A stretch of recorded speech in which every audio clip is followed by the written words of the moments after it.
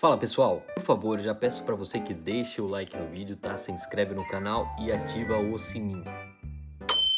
É importante que você fique até o final para que você entenda o plano. Recentemente tem circulado vídeos de grupos de imigrantes muçulmanos que têm se juntado para agredir cidadãos britânicos e destruir comércios e estabelecimentos em várias cidades da Inglaterra. Isso faz parte de um plano de longo prazo, colocado em prática pela elite britânica, da qual faz parte o próprio rei Charles.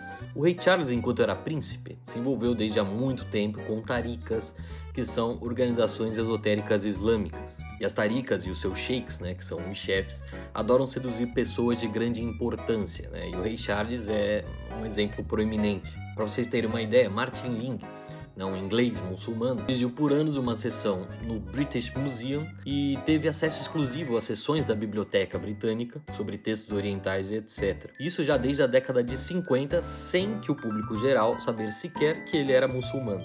Isso só para vocês terem uma ideia de que esses fenômenos sociais não acontecem assim da noite para o dia, muito menos de forma orgânica, é tudo planejado.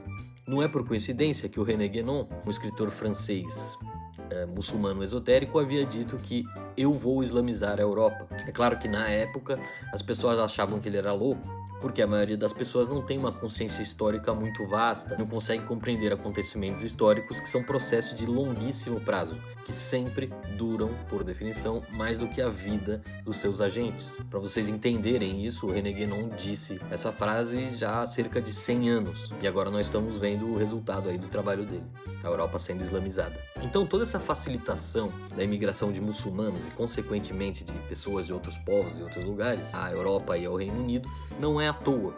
Os governantes sabem que isso gera diversos problemas, sabem que os muçulmanos trazem consigo o autoritarismo, ódio aos valores ocidentais de liberdade feminina, entre outras características incompatíveis com a liberdade conquistada a duras penas pela sociedade cristã ocidental. Se eles têm promovido essa imigração, é porque essa imigração atende aos seus anseios. E que anseios são esses? A elite inglesa da época, pagã e discreta, pagou um dos seus membros, o Sr. Aldous Huxley, de uma família que já fazia parte dessa elite há gerações, para que ele criasse um modelo de sociedade administrada. Em 1932 foi lançado um livro chamado Brave New World, em português, Admirável Mundo Novo. O livro foi lançado e vendido como uma ficção, e de fato se trata de uma ficção, mas em poucos anos essa ficção já vai se tornar realidade total e completa. Se você ainda não leu o livro, pare de perder tempo e leia. O livro é curto e você consegue ler em menos de uma semana. A ideia de sociedade administrada é um sonho na cabeça dessa elite globalista que trabalha desde então para concretizar esse sonho. Nessa sociedade, idealizada, as pessoas são divididas em castas, assim como na Índia antiga, porém na realidade, as pessoas não se encaixam bem no sistema de castas. Isso porque cada pessoa, como nós sabemos, tem a sua personalidade e essa personalidade muitas vezes conduz o indivíduo a buscar atividades, a buscar meios de vida que não pertencem à sua casta.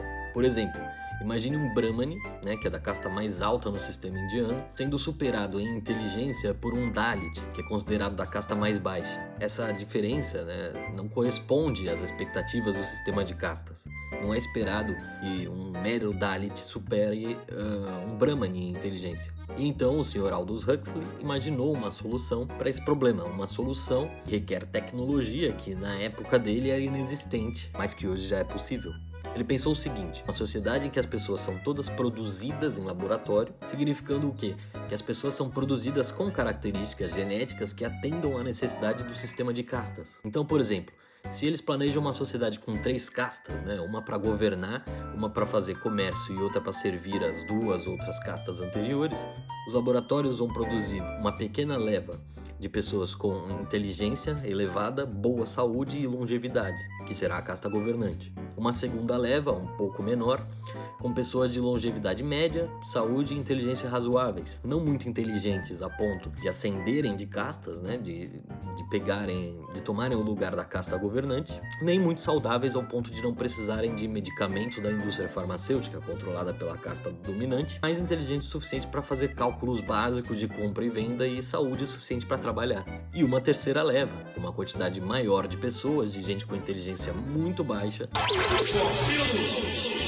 e vigor físico razoável, inteligência baixa o suficiente para que obedeçam ordens facilmente e vigor físico suficiente para operar em tarefas braçais, servir os das castas superiores. Então é exatamente assim o mundo imaginado por Huxley, que a elite britânica busca concretizar, e na verdade não é só a elite britânica, mas a elite globalista ocidental. É o mundo da sociedade administrada. E o que a imigração muçulmana facilitada e até protegida pela polícia inglesa, apesar das atrocidades cometidas, tem a ver com isso tudo? Na concepção deles, dessa elite, os muçulmanos se encaixam perfeitamente na casta mais baixa. Atenção, agora eu descrevo a concepção deles, da elite globalista ocidental. O islâmico é tradicionalmente obediente. Islã significa obediência. E na tradição islâmica, o governante é legítimo na medida em que se mantém no poder. A concepção de governante deles é um pouco confusa mesmo. Mas no final das contas, o que basta para um governo ser considerado legítimo pelos muçulmanos é a sua fidelidade à Sharia, que é o conjunto de leis que está descrito no Alcorão. Resumindo, se o governante segue a Sharia, os muçulmanos seguem o governante. Então, na Inglaterra, agora nós temos a união de dois interesses de vertentes globalistas, né? A islâmica e a ocidental, da sociedade administrada. Os islâmicos ganham porque tornam a Grã-Bretanha um califado, ou seja, eles ganham um novo território, e a elite ocidental ganha porque substitui a sua população, né, que é crente em valores de liberdade, mobilidade social, relativamente bem educados e aculturados, por uma população totalmente obediente.